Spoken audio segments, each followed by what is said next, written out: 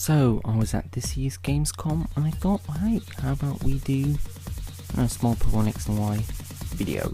So I'll have to address this following thing. I played with one hand and recorded with the other, so that's why the gameplay is not the best. And I also rushed through, but hey, here's the gameplay. Now before I start the footage, I'll have to address a couple of things. So apparently there's a randomizer which starter Pokemon you get. So you can either get Fennekin, Chespin or Froakie. I played Pokemon X twice and I started with Fennekin. The gameplay is seen in the background in a second. And I also played with Chespin. So there seems to be randomization there.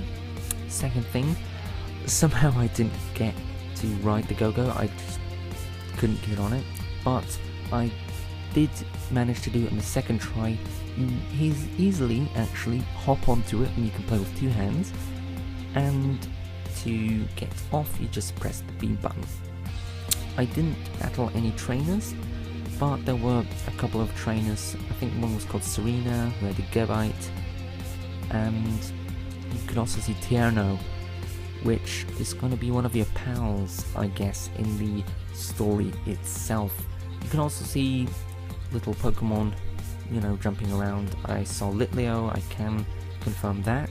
And in the tall grass, you'll see more like flowers, I guess. You can also find Skitties, Flabébés, and I also found a Bonibli. So there seems to be variation there.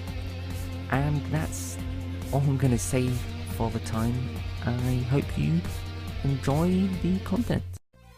Once you've selected your language, you're just thrown into the Pokemon world. So as you can see, you are introduced to a nameless person, and she says that you can catch Pokemon with a Pokeball, nothing new, but I decided to leave that out because I didn't really see the need, although the animation was quite nice, I have to say, but it was just typical.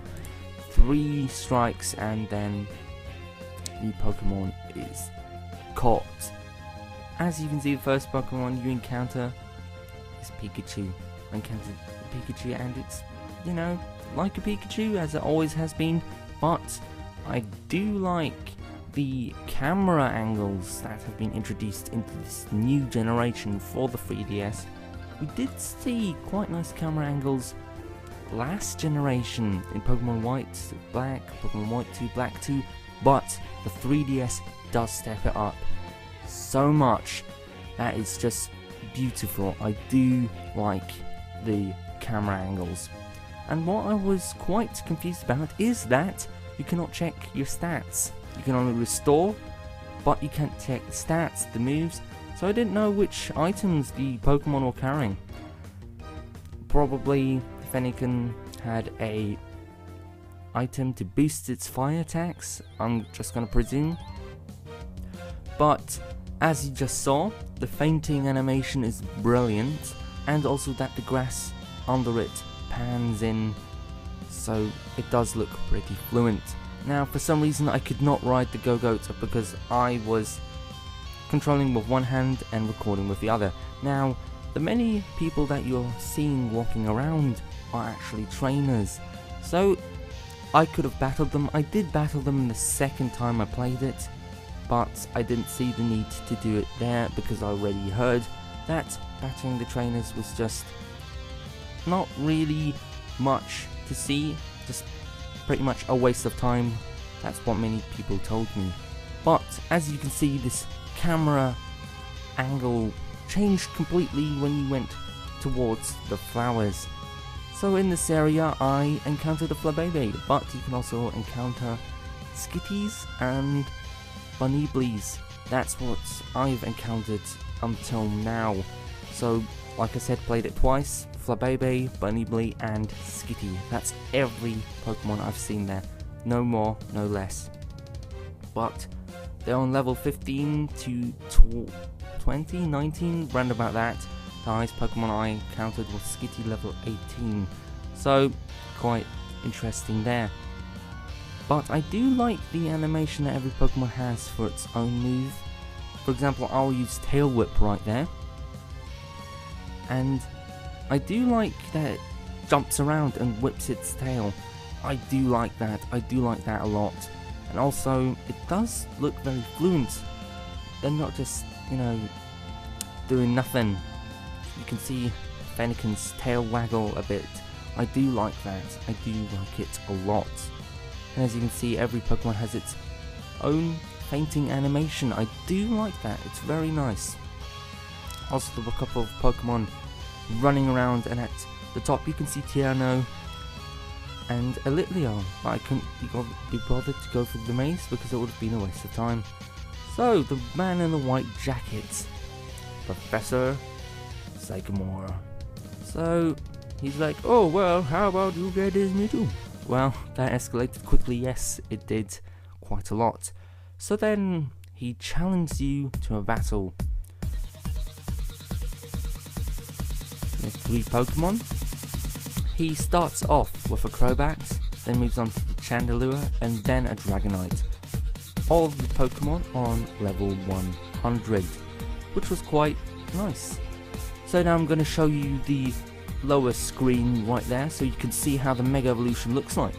So as you can see, the Mega Evolution has its own button, and it starts to glow, and there's a flame on top. But once you press it, it doesn't automatically evolve. You have to pick a move, and then it evolves first, and then it strikes, which I kind of like.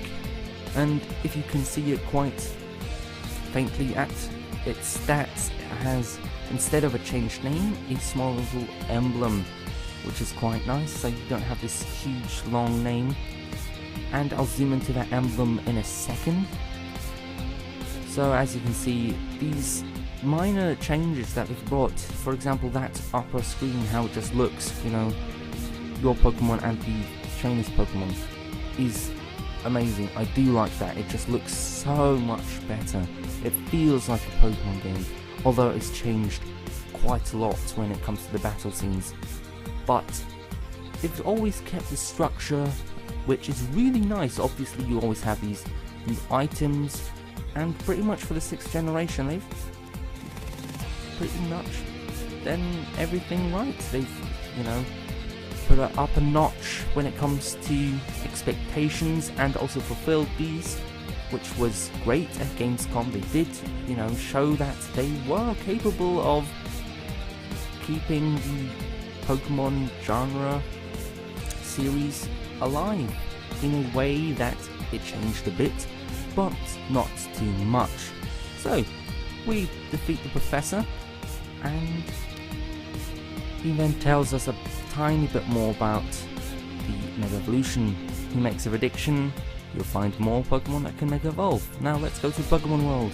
That is where the demo ends, and it says Pokemon X and Y at the end, but as you can just see, you saw Gogoat and Rhyhorn being red, and yeah, available 12th of October 2013. I do thank you for watching, and goodbye.